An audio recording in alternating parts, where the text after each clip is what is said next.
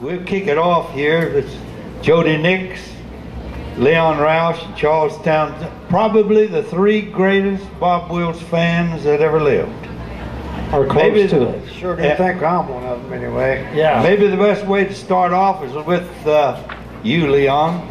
And that is, I thought about this driving from West Texas. What was the most interesting thing you found about that recording session? Well, I was surprised that Bob had a lot more to do with it than I figured he did. I figured we're just going to turn the machine on and let Bob do a little holler or something like that, but he was in on the planning stages, and he wanted to pick the people he wanted to pick and unpick the ones that somebody had already picked for him. And so you know all about that. The personnel was very important for that particular album. I'm really proud to be part of it. I got to sing on several of the tunes. I think about half a dozen of them. I don't remember for sure how many, but I've got a record. If you want to buy one, we'll go study it. Would you sign it? Yeah, I'll sign it for you. And we're kidding, of course. So maybe you throw in one of those good books of yours. Oh yes. Well, what about you, Jody? What was the most interesting thing? Well, I'll have to say, Doc, I was very surprised when all this came about. It was September of '73. We were fixing to play a dance at the Stampede in Big Spring with my daddy, Hoyl Nix, which was the biggest Bob Wills fan in the world. And I think that people that knew him know that stands to reason and is true. But he told me, he said, well, son, in December, we're going to be doing a big deal with Mr. Wills. And he said, Johnny Gimble and Keith Coleman's going to be standing on either side of us. And he kind of let it go at that. And then later we found out we was going to get to record, and that he and I were included in the personnel as special guests to record with Mr. Wills and all the Texas Playboys for the last time. And I was a 21-year-old kid, just graduated from junior college, and you talk about a blessing and an honor to be a part of something like that. And it's still, the feeling with me still stands today. I'll never forget that. I can relive it in my head, in my heart. I even wrote a story about it and put it on my website some time back about my thoughts about the whole session. And it's on there, or I can get you a copy of kind of from day one, the jam session, until they turned out the lights when we left Burnett Studios. And it was an honor to be a part of that.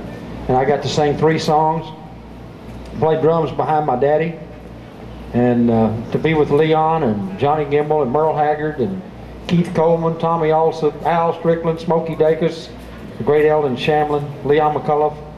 Did I say that? Anyway, and you, and you, Dr. Townsend. Oh yeah. Well, I introduced it. That's yes, about it. Yeah, I know. But that's my last and best recording. Yeah. But I'm anyway, happy to say it was a big seller. That ought to get us kicked off. Okay. Here, so. Well, you know what was I thought about if I was going to ask any questions so I'm a little more prepared. But what you fellas say is great. I found the most interesting and surprising thing about that recording session. You'd had to been there to appreciate it. The musicians were all around in a semicircle, and the engineer was back here, and Bob was in the center in his wheelchair with Betty nearby, and Bob had had several strokes. In fact, that night he would have his final stroke, and he would never recover from it, being in a coma then for about 15 months until he died. But he had had several of these strokes, and there he sat in this wheelchair. His whole hand was just like that. He knew he could never play again, and he was flat of his back and had been for 2 or 3 years. And yet, when he came to that session, and I think these fellows will agree that what he did there showed you the character, the courage, the tenacity that he had all of his life, because he sat there and directed the band as long as he could be there. And when Jody sang, when you leave Amarillo turn out the lights, Bob said, cut him out. He couldn't talk a whole lot, speak a whole lot, but I always said that what he showed there, I knew if I'd been in his position, I couldn't have been the man he was. But it was that same courage, that same character that let him come from the cotton fields of west Texas or Turkey and to go on to become famous. So I thought it showed a lot. That was the most interesting thing to me. The spark was still there, Doc. The spirit, the body was gone, but the spirit was there. Yes, sir, and you could feel it in the studio. Well, Leon, back to you. The ball's in your court. Well, you know, we done those records just like the way we used to do them in the studio. And that I've done a lot of recordings, and it wasn't very good recordings, but I've done a lot of recordings. But I tried anyway.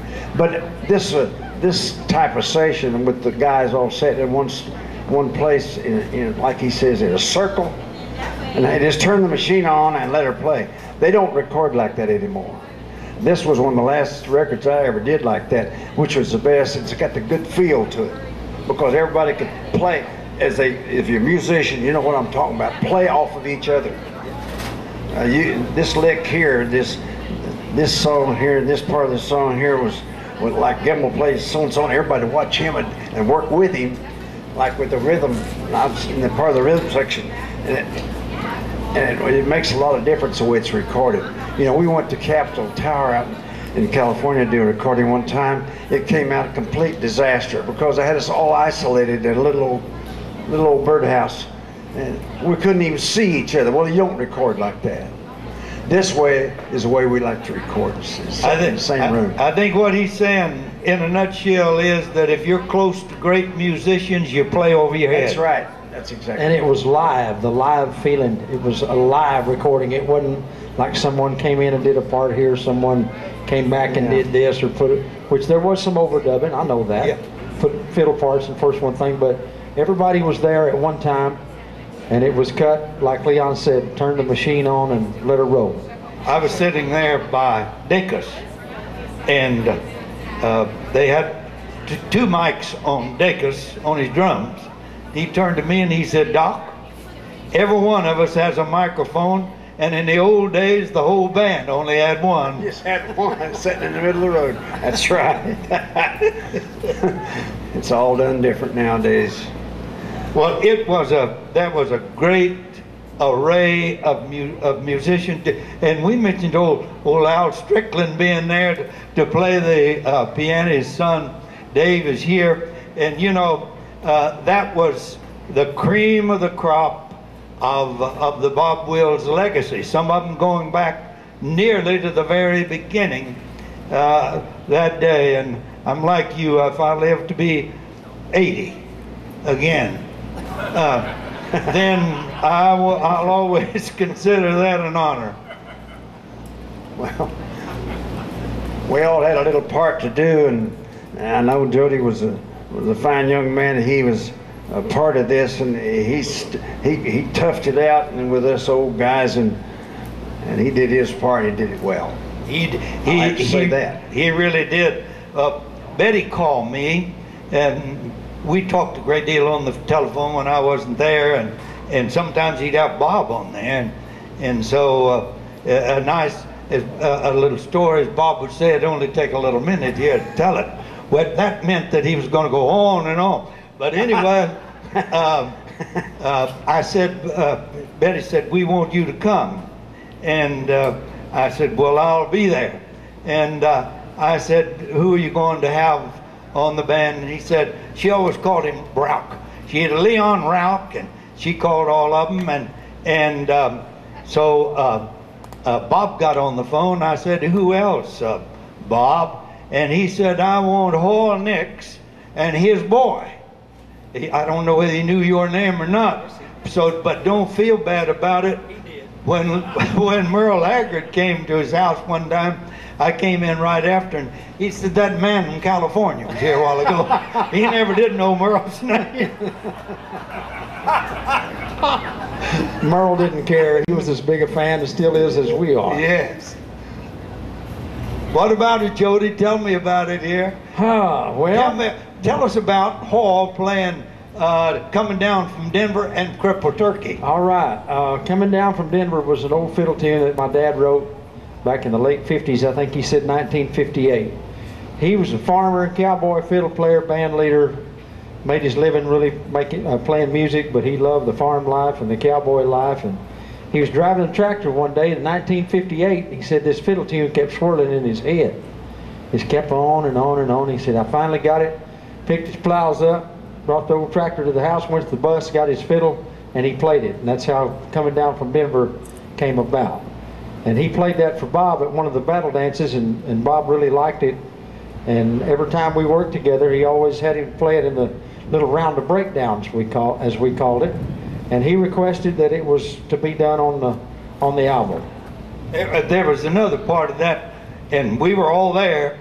The whole group that was going to be there at Summit Burnett Studio in Dallas came to Bob and Betty's house the day before. Sunday You remember afternoon. that?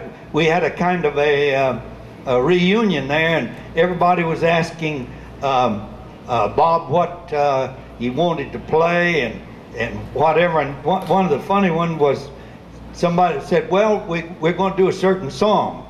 And Bob said, Leon, you do it. Both Leons looked. There was Leon McAuliffe there and Leon Rausch. And we said, who? The one that took it away or the one that didn't take it away? The one that brought it back. Bob, yeah, the one that brought it back. But anyway, one thing I was glad I did that day, I had the discography in my book, and I saw where in 1936, I believe it was, Jody will be quick to correct me if I'm wrong, but Cripple Turkey. And I said, Hoyl, could you play Cripple Turkey for Bob? And Hoyl looked, and he said, not as long as Bob's here. You know, he didn't want to play with Bob, and Bob said, go ahead and play it, Hoyl, remember? And then Tommy also wanted it. So when you hear a Cripple Turkey, it comes back to that reunion we had. Right, Leon? Yes, and there was the little conflab about who was going to sing what song, and then we picked out some of those great Cindy Walker tunes, and we decided to put those on, and we was trying to figure out who would be best to sing so-and-so song, and Leon was more suited to sing that one that we had the conflab about. Was it Going Away Party, or What Makes Bob Holler? Yeah, What Makes Bob Holler? And so Leon had me do that, and I said, no, this suits you, Leon. This is your song, because you sing that swingy, you sing that style, and I think that would really. Bob said that's scat. Yeah. Scat style. Yeah, he sung it a little more swingy than I did.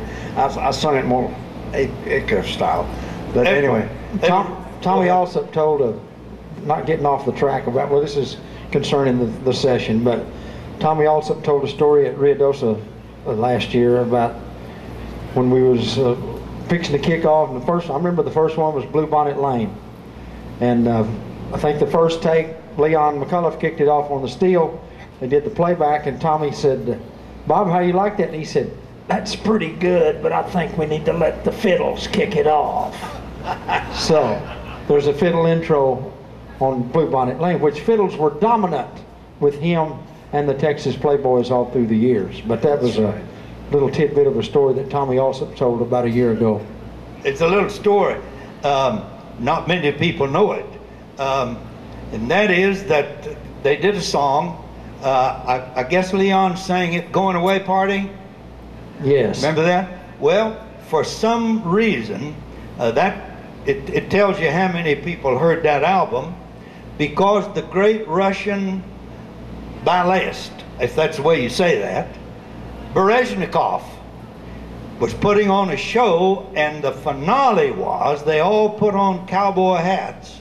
Now get this, a Russian ballet to Going Away Party.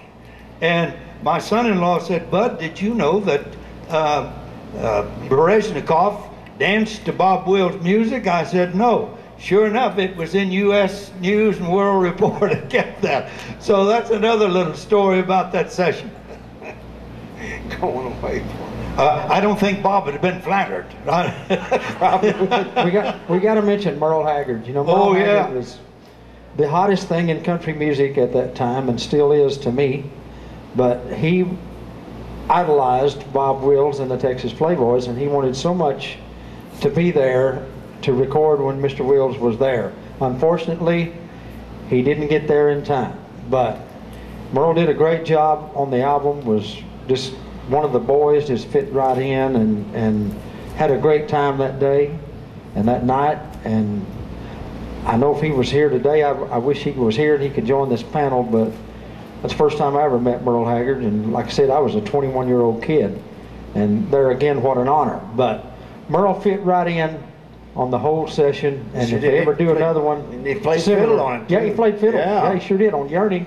And the Playboy theme. A lot of people don't know he was even playing fiddle on the thing. Yeah. But he played fiddle on the album. He drove, ladies and gentlemen. From Chicago. From Chicago. He had an engagement there, and he drove all night to get there for that session. And all he got out of that session was union pay. He didn't get any more. He didn't get a star's pay or anything. You mean he got paid? Yeah. Oh, you didn't get. Hey, here's Carolyn down here. I'd have paid them. Carolyn Wills will have to pay you. No, I'd have paid them. Believe me. Oh, to play on that album, I'd have paid them. I sure would. Well, we all got union money, of course. I didn't know what Merle got paid, and I don't care. I got a kick out of Hoyl on that one. See, Hoyl didn't know that. I guess he knew it, but he didn't know the tape was rolling all the time. And Tommy or somebody said, play coming down from Denver, and Hoyl said, well, I'm used to playing for those old cowboys that's got one toe out of their boot and one spur on. Yeah. Tell them about He said, I'm used to playing in front of all these old boys with the toe of their boots out, one spur on. He said, I get down here, and he thumped his fiddle right there. He kind of had a little pling pling. He said, get down here in a big town, it ain't right. And he really was great. I thought, and I've always thought, that the greatest vocal performance that Leon Rausch ever did was Milk Cow Blues on that album. Boy, you let your hair down. That was a great recording. We always had a lot of fun, and we still get a lot of comeback about that, and in all of the places we play, and they still request that song, and I'm sure that was because the guys played so well on it, and I did my little part or whatever it was, and maybe if they liked it, oh, that just tickled me to death. Your little part. He's just the vocalist. Yeah, my little part. You're as humble as Bob. Speaking of Merle, well, I suggested it because I'd been listening to those old tapes, and I love that Playboy theme. So I said, let's do the Texas Playboy theme, and everybody looked at each other, and Merle said, I want to sing it, and they said, well, I don't know it. Well, I said, I know it. So Don Dennis, you remember Don Dennis, sure a very do. dear friend of Bob. Well, the greatest fan we ever had was Don. Bob, he lived up on the state line up in Oklahoma. And Bob and Don Dennis and I took Merle Haggard. Now get this, a couple of guys who can't sing a note. We took him over in the corner and taught him the lyrics to the Texas Playboy theme. You know, if he hadn't have been a great gentleman, he'd have said, look, you take these two characters out of here. They don't know anything about it, but he was as humble as he could be. And then the last thing I'd say about it, Jody, is we got some of those lyrics wrong, but and they're on the album. I never noticed it. Okay. But he was so nice to us. Well, if I noticed there's any difference in the lyrics, I wouldn't have said anything because I was so happy to be there anyway. But we had a great time, and that tape just kept rolling. The machine kept rolling a lot of time during that day, and sometimes you didn't even shut it down. That ain't the way they do recordings nowadays. We just kept talking, kept going. They just interjected something and pull and turn the tape on, and here we'd be playing. But we played a lot of songs in those 3 days was there. Did they release all of them on that album, or is there some still unreleased? I'm not sure. There's a Tommy's also There's some 24 stuff on there? that hadn't been released, I'm sure. We need to mention Johnny Gimble and Keith Coleman. Oh yeah. Boy. Two of the finest fiddle players ever in the world, and two of Bob's favorites. And Johnny Gimble kind of, I would say, kind of took the lead in being the session leader, did he not, Leon? Yes, well, that was his role a lot of times in Nashville. He did a lot of. In fact, he's a leader on a couple of sessions that I did down there. I was sure proud of, because he had his musical talent in the middle of all this, and it fit really well. He and Keith Coleman worked so good together. They didn't go and work on something 2 or 3 hours.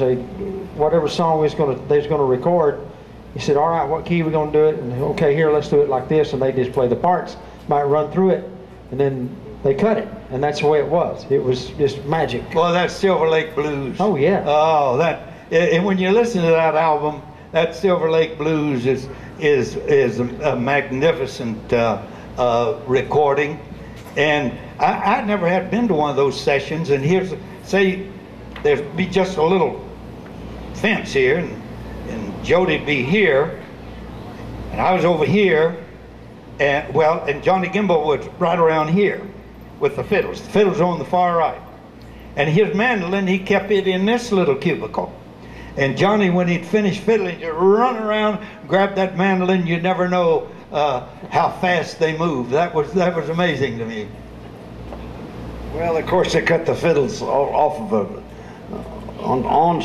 right onto a microphone.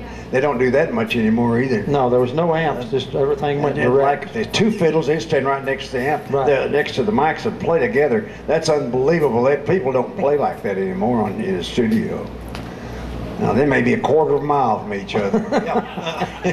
Well, they do sometimes one group will lay down 2 tracks, and the next week they'll bring in somebody else and lay down 2 tracks. They don't even see each other. They're not in the same. They used to do that up at Caribou Recording Station up there in Netherland, Colorado. And that's also where we met Ray Benson and the Young asleep at the wheel. Oh, That's right. They showed up, and we said, "Well, what a ragtag-looking bunch! Look at that old like that Ernst Tubb bus, that step-off looking bus, and there them guys come off that bus. Oh, brother, them guys was rough looking. Woo! Well, you know what? You know what I thought? I won't tell Like Ray I you hadn't said seen that. a bar of soap in 2 weeks. Oh yeah. Somebody told me they followed them one time, and their laundry was something else. Now, but here's what happened was, we were getting ready for this session, and this old bus, and when I say an old bus, I mean it. This old bus pulled in, and I'm going to use a term I know is not politically correct today, but if you're talking in time, this hippie-looking group got out. Yep, that's true. And they came, and I thought, oh my gosh, they're going to heckle. You know, I thought, well, these guys never heard about it. And they sat around the wall like a little mouse. They never made a move.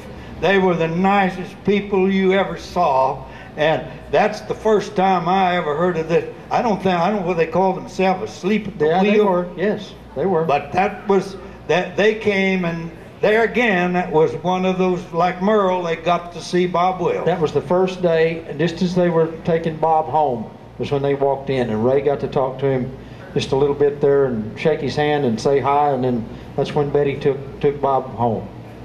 And that's what they made their play about too. Later on in the years, Ray wanted to do a play about talking to Bob, and this is this talking that they would have done if he'd have got to talk to him. And that's the sad part of that. That's where that play came from. Let's Ride with Bob, about him sitting in the bus talking to Bob, and he never got the chance to do that because Bob unfortunately got sick during that session, and those two never did get together, and that was the sad part of it. That was really something that they went on and became one of the great exponents of Bob Wills' music. They have carried the torch well, I think. They have. They've taken it everywhere, and I don't think I've got a better friend in music than Ray Benson. And I'm proud to say I got to in spite be of on his the- cowboy boot. It's that long. on his latest recording. Guess what? I got to sing on his latest record. Well, good. You The Playboys theme song. That was my part. Yeah. And that's all I got to do. Send me the check. I'll take it. But anyway, that's all. That's all. I ain't got paid yet either, by the way. Come to think of it. Well, I tell you, there were a lot of things in that session. I can just see old Hoyl sitting over there to this particular time. Of course, Hoyl had played Bob Wills music practically all of his life and handed it down to this boy. Getting to be an older boy. What else happened in that, fellas, that we need to tell them about? Well, let me see. What about Tommy also? Yeah, about Tommy The also. producer, yes. I remember him. Well, you just saw him last week in Ruidoso, so, Yeah. or 2 weeks ago. Didn't he used to be with Buddy Holly? Well, he was the one that really promoted, I guess, or United Artists. They're the one that did the album, and I want you to know their artists, or were then. And they approached him, and then he approached Bob about making this a record. And I think people in Bob's condition, all of them would have said no, but the spirit was there with Bob, and he said, yeah, we'll do it. I think Bob had gone to Nashville for some award, the ASCAP award or something. And that's the way they arranged this. Yeah, and Tommy, of course, he helped pick out the personnel for the album and make his comments about who he thought would be better. And Joe Frank was mentioned on the thing because Joe Frank was singing with us on the Texas Playboys on the road. And Bob seemed to think that Joe Frank didn't fit this record, and I don't know why. But anyway, it happened that that's the reason I got on the record. So Are you saying that they couldn't get Joe Frank, and so they got you? Well, something like that, yeah. Well, you know, I'd rather be second choice as Bob Oh, yeah. Wills than That's any right. other band. But at least if Bob wanted me, and so that was all I needed. Well, when Bob talked to me, you were on the first list, so I think it was because there weren't enough pop songs. You know, he only used Joe Frank on the pop songs. Yeah. And He was a pop singer, that's for sure. So he got to sing those old standards on the shows that we did, like Marie, and he was famous for that song there. And Joe Frank was one of my best friends, and we traveled together a lot, all over the world. And Joe Frank was a dear friend. Let's see who else was on that. Oh, boy, we're about to forget the key man, Eldon Shamlin. That Rolling Stone said was the greatest guitarist of the 20th century. And I learned something there that I listened to him. As I said, I was right by Eldon. Eldon was here, I believe, and Smokey was here. And Smokey would be talking to somebody, and Eldon, I never will forget, he turned and he said, Smokey, we're rolling. You know, I remember that. Yeah, Smokey, we're rolling. I bet that's on that tape. But You know, I played bass on a lot of the records. I think Tommy covered me on some of it. He went over and got some of the bass parts I didn't get exactly right, but I tried awful hard. I had the beat going pretty good, but I missed a few of those notes, and I worked over there close to Eldon on the session, and I said, Eldon, is that note that we hit going that passing part of this, does that go to F, or is that a D minor in there? What is that? He says, don't worry about it, son, I got you covered. So in other words, he acted like he didn't even need a bass fiddle. Yeah. He did, because I he got you hit every note on the bottom end of the chord. He was right there, and he didn't need me. Yeah. But I was there anyway. And sometimes he would talk to me. He'd tell him what to do in a quiet yeah. voice. It never got on the tape or on the record. But Eldon he was a great musician. He worked for Hoyl Nix a while, didn't he? 5 years. Yeah, he was with him a long time, wasn't he? 5 years. Yeah. Yep. It was to bring that bunch together was really something. It was like you said, Doc, it was a homecoming. It was a homecoming. We started to call that album Yeah. Homecoming. Everybody said, what do you want to call it? And then somebody, after Bob, that was it. It was going to be Homecoming, but after Bob had the final stroke that night, they said, well, this is the last time. And I think that may have been the reason for that. But when you see that album, and there are 4 or 5 around here, unfortunately, we put everything on CDs now. You don't get to see the artwork that we had. But United Artists put that album, the album notes on eggshell paper, and the printing and everything. It was truly a work of art. Those records are still selling too, and I don't know whether the old LP can sell anymore. I don't doubt they even got them for sale, have they? No, I don't think anyone. But those things are collectible. If you see one, you better grab it for the last time. Yeah. Because those things are going to be priceless. Of course, it's on CD now, but you know you don't have the great artwork. I got one for sale. Yo, I got some in my car. Yeah, good. You know, Betty Wills told me. I said she called me after, and Mary and I would continue to go see Betty and Bob even after he was in that long coma that he was in, and she said, Dr. Townsend, this album outsold any we've ever had in our history. And yes, that outsold anything that Bob Wills ever recorded, outside, of course, the single on San Antonio Rose. But Betty told me that. But they did a wonderful job, and I think one thing you people can understand from just listening here why it was so great. The enthusiasm of the singer and the enthusiasm of this other singer, it was there. We knew it was a historical moment. I think Haggard helped sell a lot of the records too, because he was really hot at that time. Not taken away from us, but Haggard did add to a lot to the sales, I'm sure. But yeah, he had just a year or two before he had been the singer of the year. He was really hot at that time. What else do we think of here, fellas?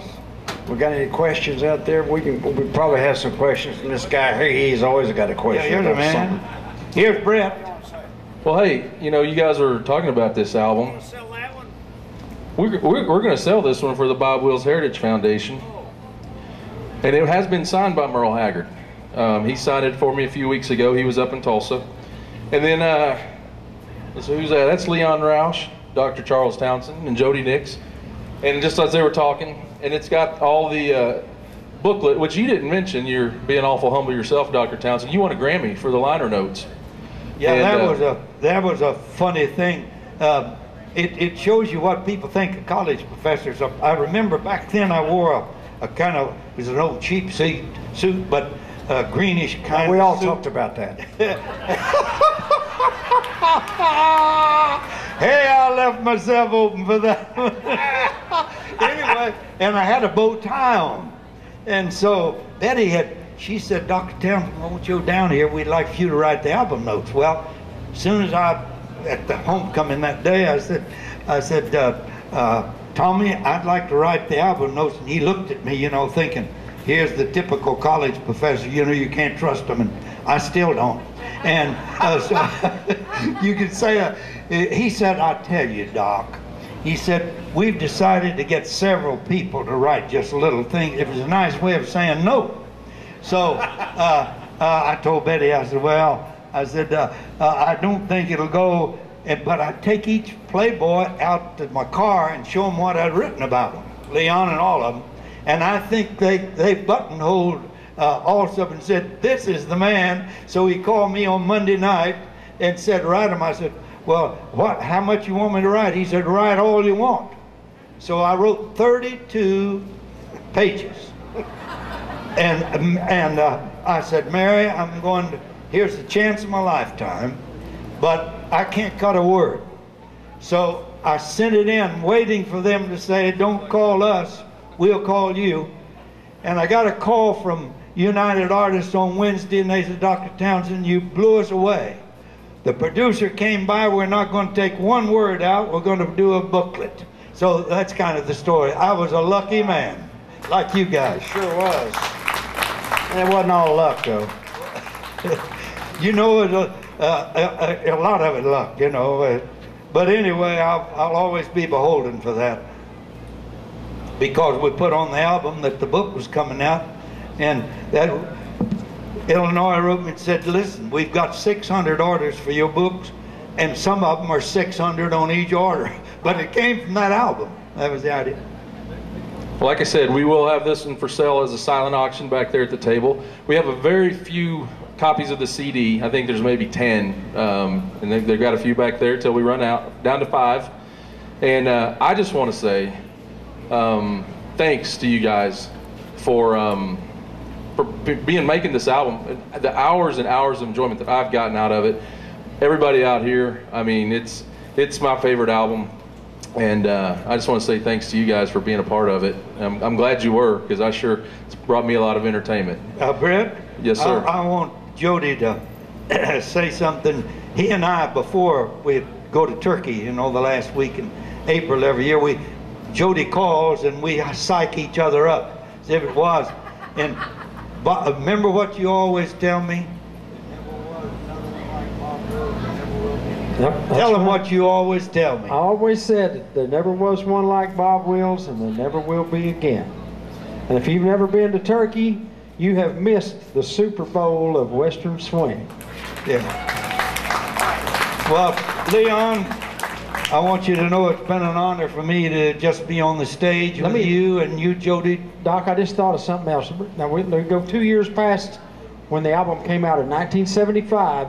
That album received a Western Heritage Wrangler Award from the National Cowboy Hall of Fame, and all of us that were on it were there, remember? Yes, and Gene Autry gave it. Yeah, Gene Autry did the honors, and we all got the little bronze statue. Yeah.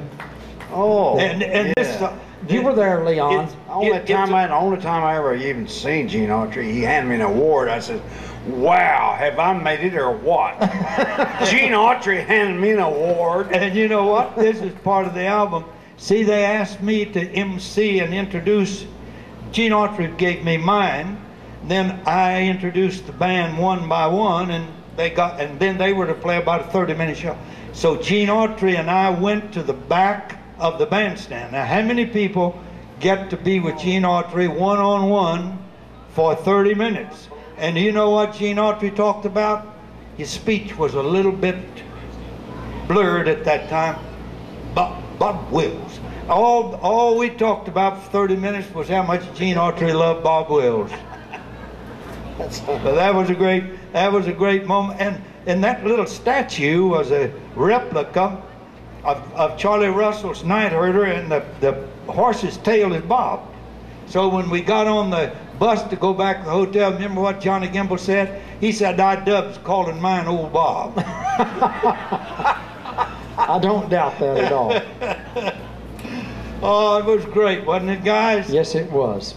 It's been a lot of fun, and I appreciate you all. And I myself, just from my own perspective, my hero Ranger Doug is here with us today. Yes, sir. I just love him dearly in his group. Ranger Doug. Thank you for coming, Ranger The Doug. idol of American youth. You know what?